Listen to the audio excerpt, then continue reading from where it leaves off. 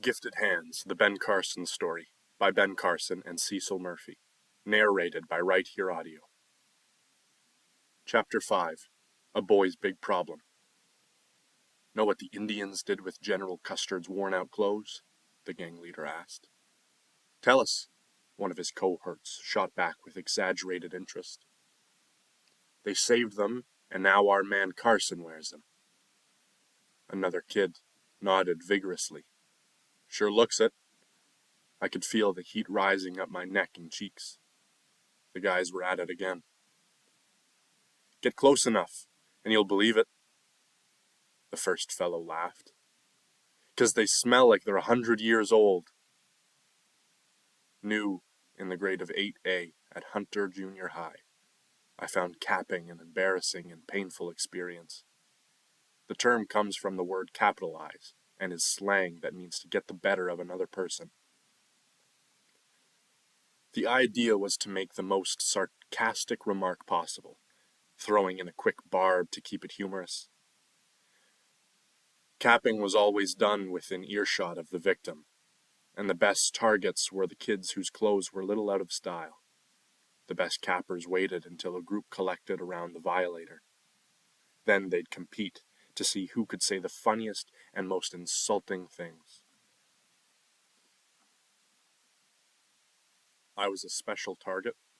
For one thing, clothes hadn't meant much to me then, and they don't today. Except for a brief period in my life, I've not been much concerned about what I wore, because, like Mother always said, Benny, what's inside counts the most. Anybody can dress up on the outside and be dead inside. I hated leaving Wilson Junior High at the middle of the 8th grade, but was excited to be moving back to our old house. As I said to myself, we're going home again. That was the most important thing of all. Because of my mother's frugality, our financial situation had gradually improved. Mother was finally able to get enough money, and we moved back to the house where we lived before my parents divorced. Despite the smallness of the house, it was home. Today I see it more realistically, more like a matchbox. But to the three of us then, the house seemed like a mansion, a really fabulous place. But moving home meant the need to change schools. While Curtis went on to Southwestern High School, I enrolled in Hunter Junior High, a predominantly black school with about 30% of the students white. Classmates immediately recognized me as a smart kid. Although I wasn't quite at the top, only one or two others passed me in grades. I had grown used to academic success, enjoyed it, and decided to stay on top. At that point, however, I felt a new pressure, one that I hadn't been subjected to before. Besides the capping, I faced the constant temptation to become one of the guys. I never had to be involved in this kind of thing before in order to be accepted. In the other schools, kids looked up to me because of my top grades. But at Hunter Junior High, academics came a little farther down the line. Being accepted by the in-group meant wearing the right clothes, going to the places where the guys hung out, and playing basketball. Even more important, to be a part of the in-group, kids had to learn to cap on others. I couldn't ask my mother to buy me the kind of clothes that would put me on their social acceptance level. While I may not have understood how hard my mother worked, I knew she was trying to keep us off public assistance. By the time I went into 9th grade, Mother had made such strides that she received nothing except food stamps. She couldn't have provided for us and kept up the house without that subsidy. Because she wanted to do the best she could for Curtis and me, she skimped on herself. Her clothes were clean and respectable, but they weren't stylish. Of course, being a kid, I never noticed, and she never complained. For the first few weeks, I didn't say anything when the guys capped on me. My lack of response only encouraged them to bear down, and they capped on me mercilessly.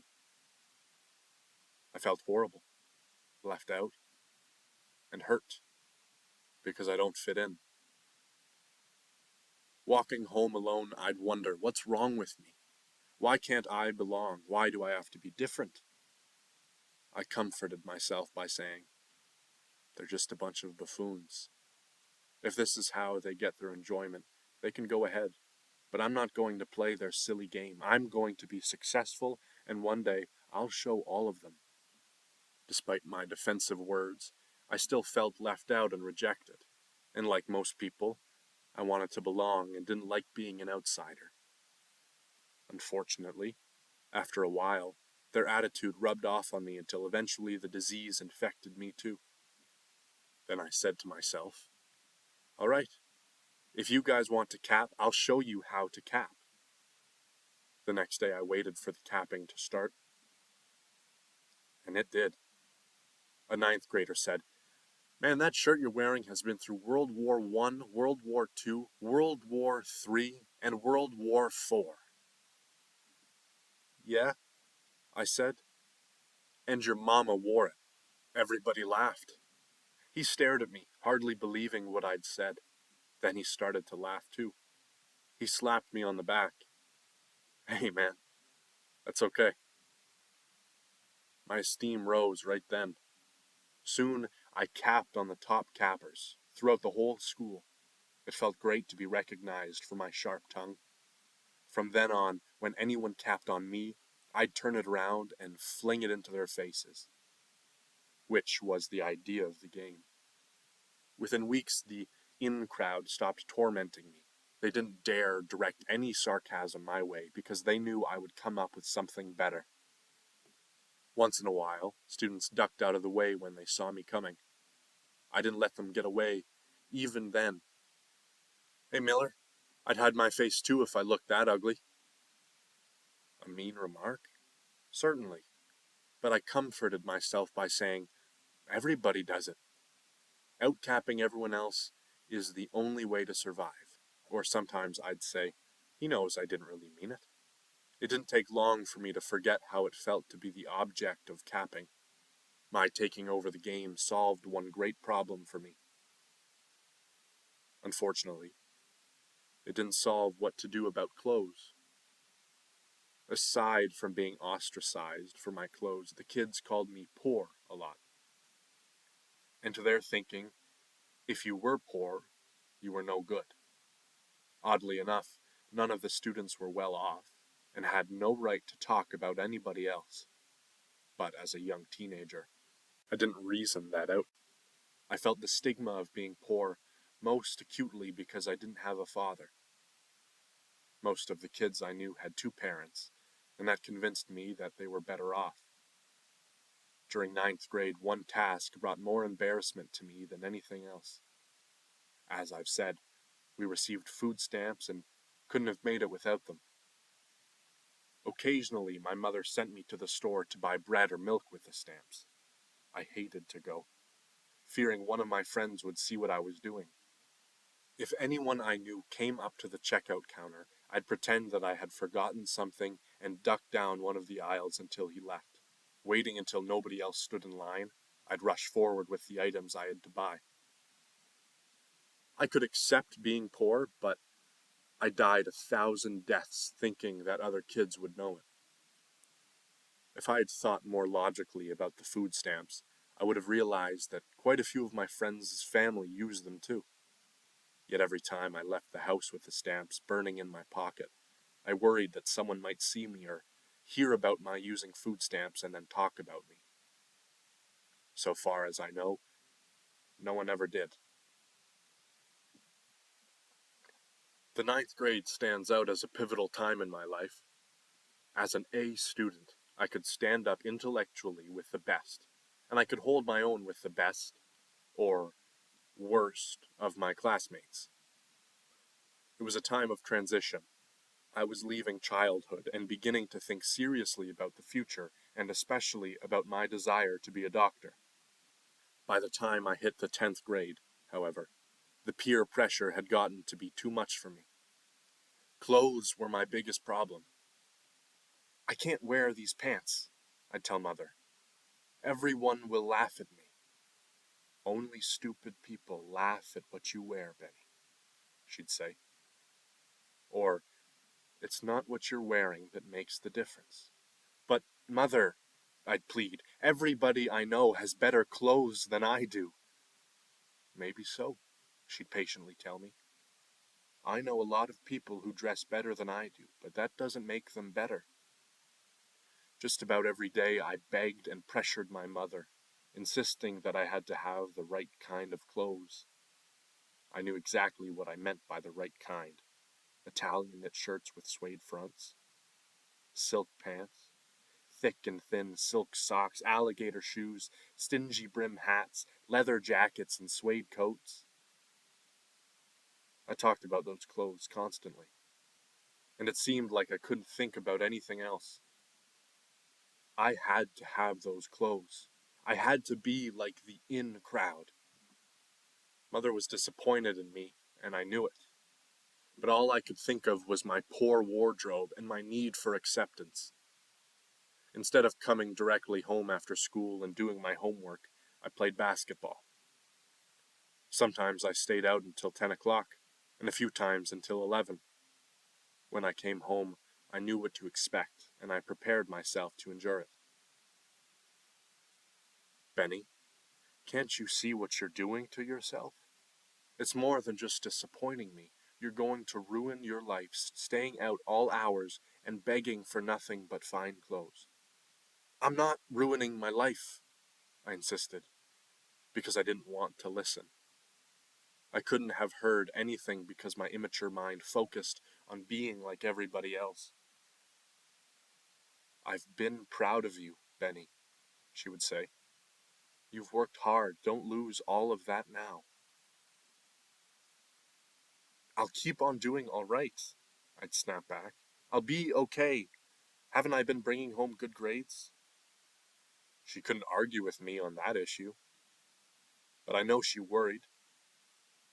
All right, son, she finally told me. Then, after weeks of my pleading for new clothes, Mother said the words I wanted to hear. I'll try to get some of those fancy clothes for you. If that's what it takes to make you happy, you'll have them. They'll make me happy, I said. They will. It's hard for me to believe how insensitive I was back then. Without thinking about her needs, I let Mother go without to buy me clothes that would help me dress like the in crowd. But I never had enough. Now I realize that no matter how many Italian shirts, leather jackets, or alligator shoes she bought, they would never have been enough. My grades dropped. I went from the top of the class to being a C student. Even worse, achieving only average grades didn't bother me because I was part of the in group. I hung out with the popular guys. They invited me to their parties and jam sessions. And fun, I was having more fun than I'd ever had in my life because I was one of the guys. I just wasn't very happy. I had strayed from the important and basic values in my life. To explain that statement, I have to go back to my mother again and tell you about a visit from Mary Thomas. When my mother was in the hospital to deliver me, she had her first contact with Seventh-day Adventists. Mary Thomas was visiting in the hospital and started talking to her about Jesus Christ. Mother listened politely but had little interest in what she had to say. Later, as I've already mentioned, Mother was so emotionally hurt that she checked herself into a mental hospital. At one point, she seriously considered committing suicide by saving up her daily medication and taking all the pills at once. Then one afternoon, a woman visited my mother in the hospital. She had met the woman once before, Mary Thomas. This quiet but zealous woman began talking to her about God. That in itself was nothing new. From the time she was a little girl in Tennessee, Mother had heard about God.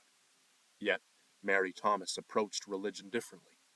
She didn't try to force anything on Mother or tell her how sinful she was. Instead, Mary Thomas simply expressed her own beliefs and paused occasionally to read verses from the Bible that explained the basis for her faith. More important than her teaching, Mary genuinely cared about Mother, and right then Mother needed someone to care. Even before the divorce, Mother was a desperate woman with 2 young kids and no idea how to take care of them if things didn't work out. She was ostracized by many who felt she was unconventional. Then along came Mary Thomas with what seemed like a single ray of hope. "There is another source of strength, Sonia," the visitor said, "and this strength can be yours." Those were exactly the words she needed as a stabilizing force in her life. Mother finally understood that she wasn't all alone in the world. Over a period of weeks, Mary went over the teachings of her church, and Mother slowly came to believe in a loving God who expresses that love through Jesus Christ. Day after day, Mary Thomas talked patiently with Mother, answering questions and listening to anything she wanted to say. Mother's 3rd grade education prevented her from reading most of the Bible passages, but her visitor didn't give up. She stayed at it, reading everything aloud. And through that woman's influence, my mother began to study and read for herself. Even though Mother could barely read, once she decided to learn, through hours of practice, she taught herself to read well. Mother started to read the Bible, often sounding out the words, sometimes still not understanding, but she persisted. That was her determination at work. Eventually, she was able to read relatively sophisticated material. Aunt Jean and Uncle William, with whom we stayed after my parents' divorce, had become Adventists in Boston. With their encouragement, it wasn't long until Mother grew stronger in her beliefs. Never one to go into anything half-heartedly, she immediately became active and has remained a devout church member. And from the time of her own conversion, she started taking Curtis and me to church with her. The Adventist denomination is the only spiritual home I've ever known. When I was 12 and more mature, I realized that although I'd been emotionally touched at age 8 and even had been baptized, I hadn't understood exactly what being a Christian meant. By the time I was 12, we had moved and were attending the Sharon Seventh-day Adventist Church in Inkster. After days of thinking about the matter, I spoke with Pastor Smith. "Although I've been baptized," I said, "I didn't really grasp the significance of what I was doing." "You do understand now?" "Well, yes, I'm 12 now," I said, "and I believe in Jesus Christ. After all, Jesus was 12 when his parents first took him to the temple in Jerusalem, so I'd like to be baptized again, because I understand and I'm ready now." Pastor Smith listened sympathetically, and having no problem with my request, he rebaptized me. Yet, in looking back, I'm not sure when I actually turned to God, or perhaps it happened so gradually that I had no awareness of the progression. I do know that when I was 14, I finally understood how God can change us. It was at age 14 that I confronted the most severe personal problem of my life, one that almost ruined me forever. Chapter 6. A Terrible Temper. "That sure was a dumb thing to say," Jerry taunted us as we walked down the hall together after English class. Kids crowded us on all sides, and Jerry's voice rose above the din. I shrugged. "Guess so." My wrong answer in 7th grade English had been embarrassing enough. I didn't want to be reminded. "You guess?" Jerry's laugh was shrill. "Listen, Carson, that was one of the all-time stupid things of the year." I turned my eyes toward him. He was taller and heavier, not even one of my close friends. "You've said some pretty dumb things too," I said softly. "Oh yeah?" "Yeah. Just last week you—" Our words flew back and forth, my voice remaining calm while his grew louder and louder. Finally, I turned to my locker. I'd just ignore him. and maybe he'd shut up and go away. My fingers twirled the combination lock.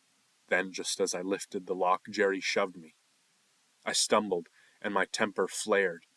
I forgot the 20 pounds of muscle he had on me. I didn't see the kids and teachers milling in the hall. I swung at him, lock in hand. The blow slammed into his forehead, and he groaned, staggering backward, blood seeping from a 3-inch gash. Dazed, Jerry slowly lifted his hand to his forehead. He felt the sticky blood and carefully lowered his hand in front of his eyes. He screamed. Of course, the principal called me in. I'd calmed down by then and apologized profusely. It was almost an accident, I told him. I never would have hit him if I'd remembered the lock in my hand. I meant it, too. I was ashamed. Christians didn't lose their temper like that. I apologized to Jerry and the incident was closed. And my temper? I forgot about it. I wasn't the kind of guy who'd split open a kid's head on purpose. Some weeks later, Mother brought home a new pair of pants for me. I took one look at them and shook my head. No way, Mother, I'm not going to wear them. They're the wrong kind. What do you mean, wrong kind? She countered. She was tired, her voice firm. You need new pants. Now just wear these. I flung them back at her. No, I yelled. I'm not going to wear these ugly things. She folded the pants across the back of the plastic kitchen chair. I can't take them back. Her voice was patient. They were on special. I don't care. I spun to face her. I hate them, and I wouldn't be caught dead in them. I paid good money for these pants. They're not what I want. She took a step forward. Listen, Benny, we don't always get what we want out of life. Heat poured through my body, inflaming my face, energizing my muscles. I will, I yelled. Just wait and see. I will. My right arm drew back. My hand swung forward. Curtis jumped me from behind, wrestling me away from Mother, pinning my arms to my side. The fact that I almost hit my mother should have made me realize how deadly my temper had become. Maybe I knew it, but wouldn't admit the truth to myself. I had what I only can label a pathological temper, a disease. And this sickness controlled me, making me totally irrational. In general, I was a good kid. It usually took a lot to make me mad. But once I reached the boiling point, I lost all control. Totally, without thinking. When my anger was aroused, I grabbed the nearest brick, rock, or stick to bash someone. It was as if I had no conscious will in the matter. Friends who didn't know me as a kid think I'm exaggerating when I say I had a bad temper, but it's no exaggeration. And to make it clear, here are just 2 more of my crazed experiences. I can't remember how this one started, but a neighborhood kid hit me with a rock. It didn't hurt, but again, out of that insane kind of anger, I raced to the side of the road, picked up a big rock, and hurled it at his face. I seldom missed when I threw anything. The rock broke his glasses and smashed his nose.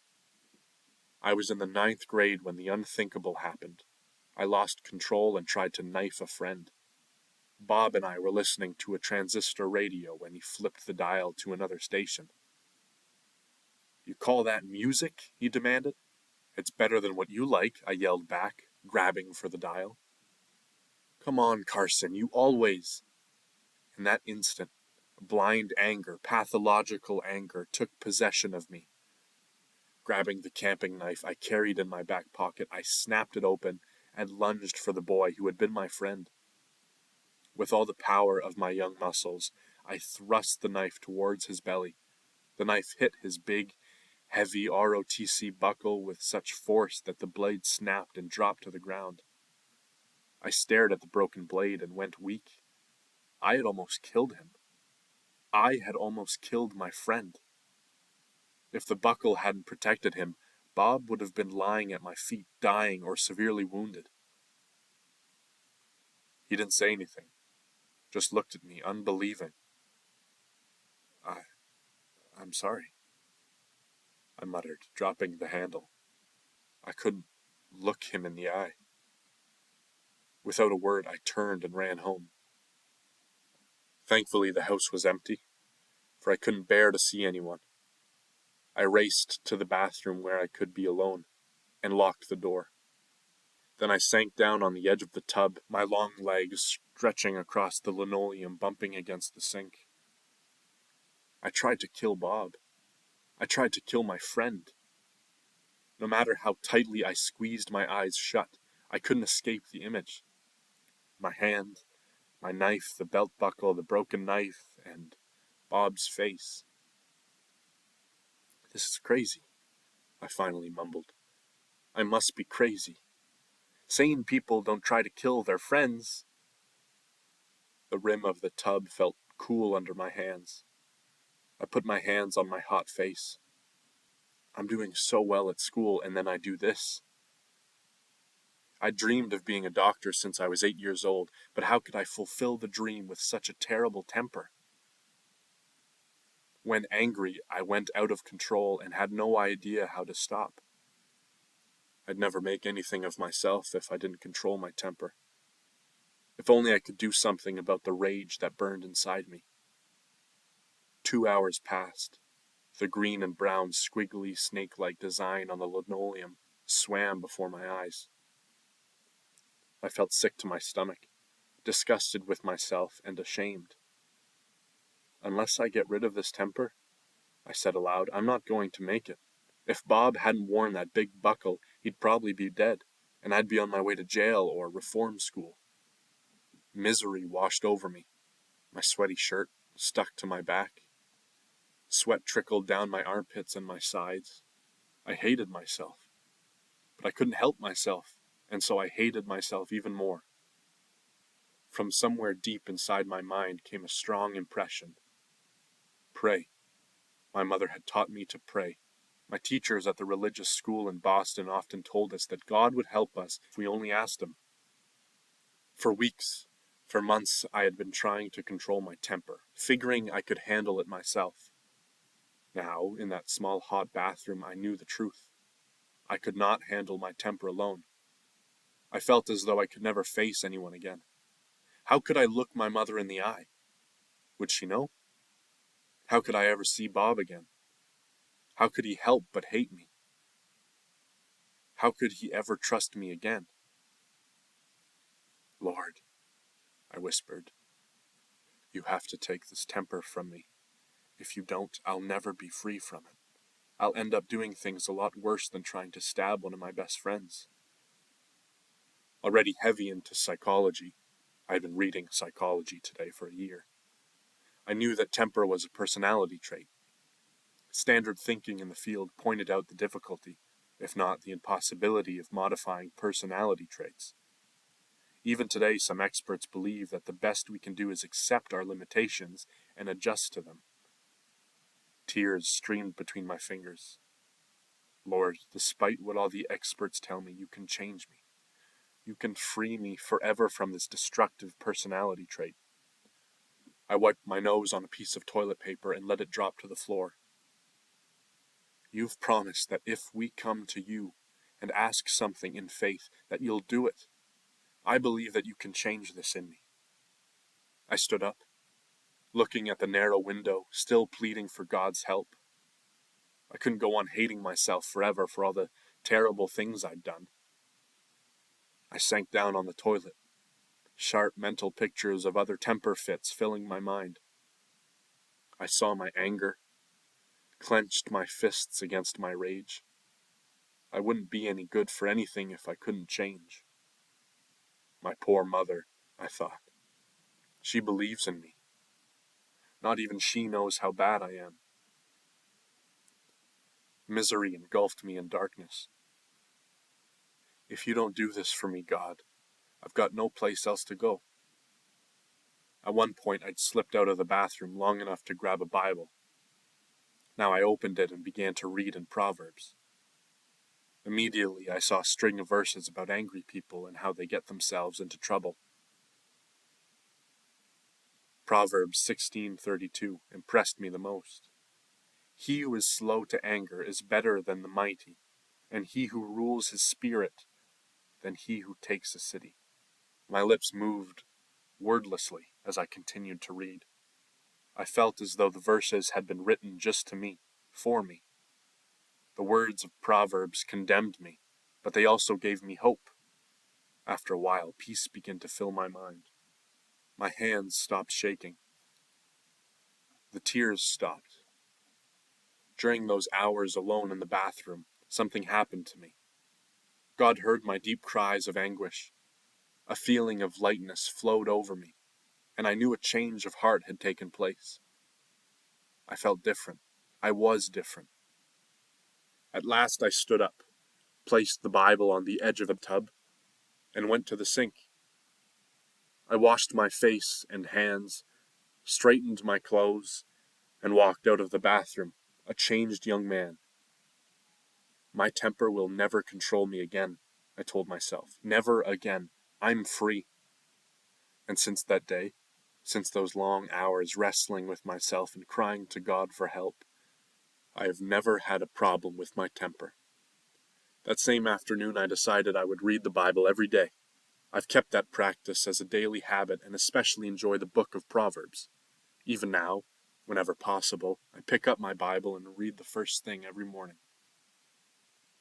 The miracle that took place was incredible when I stopped to think about it. Some of my psychologically oriented friends insist that I still have the potential for anger. Maybe they're right, but I've lived more than 20 years since that experience, and I've never had another flare-up or even had a serious problem of needing to control my temper. I can tolerate amazing amounts of stress and ridicule.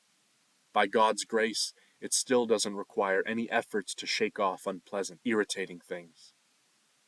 God has helped me to conquer my terrible temper, once and forever. During those hours in the bathroom, I also came to realize that if people could make me angry, they could control me. Why should I give someone else such power over my life? Over the years, I've chuckled at people who deliberately did things they thought would make me angry. I'm no better than anyone else, but I laugh inside at how foolish people can be, trying to make me angry. They don't have any control over me. And this is the reason. From that terrible day when I was 14 years old, my faith in God has been intensely personal and an important part of who I am. About that time, I started to hum or sing a hymn that has continued to be my favorite. Jesus is all the world to me. Whenever anything irritates me, that hymn dissolves my negativity. I've explained it this way to young people. I have sunshine in my heart, regardless of conditions around me. I'm not afraid of anything as long as I think of Jesus Christ and my relationship to Him, and remember that the one who created the universe can do anything. I also have evidence, my own experience, that God can do anything, because He changed me. From age 14, I began to focus on the future. My mother's lessons and those of several of my teachers were at last paying off.